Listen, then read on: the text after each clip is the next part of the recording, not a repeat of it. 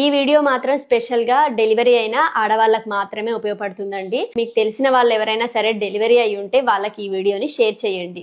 దీన్ని కర్ర పెండలం అంటారు. ఇది మనకి ఎక్కువగా రోడ్ సైడ్ అయితే కనబడుతుందండి. దీని కాస్ట్ కూడా చాలా తక్కువేనండి. పావు కేజీ 25 రూపీస్ ఉంటుంది. ఇది డెలివరీ అయిన వాళ్ళకి పాలు పడటానికి చాలా బాగా ఉపయోగపడుతుంది. చాలా మంది డెలివరీ అయిన తర్వాత పాలు రాక ఇబ్బంది పడుతూ ఉంటారు కదా. దీన్ని ఎలా యూస్ చేయాలో ఇప్పుడు చూద్దాం. దీనిపైన డస్ట్ అనేది ఎక్కువగా ఉంటుంది, అందుకని బాగా గట్టిగా రబ్ చేస్తున్నట్లు వాటర్ లో ఒకసారి కడిగేసుకొని పీలర్ తోటి పైన పొట్టంతా తీసేసుకొని చిన్న చిన్న పీసెస్ లాగా కట్ చేసుకోవాలి. చాలా గట్టిగా ఉంటాయి, కొంచెం బలంగా కట్ చేసుకోండి. ఒక గిన్నెలో కొన్ని వాటర్ తీసుకొని అందులో కొంచెం సాల్ట్ వేసుకొని ఒక 15 నిమిషాలు నానపెట్టుకొని మళ్ళీ ఇంకొక గిన్నెలో నార్మల్ వాటర్ వేసుకొని ఈ కట్ చేసిన పీసులు వేసుకొని 15 నిమిషాలు బాయిల్ చేసుకోవాలి.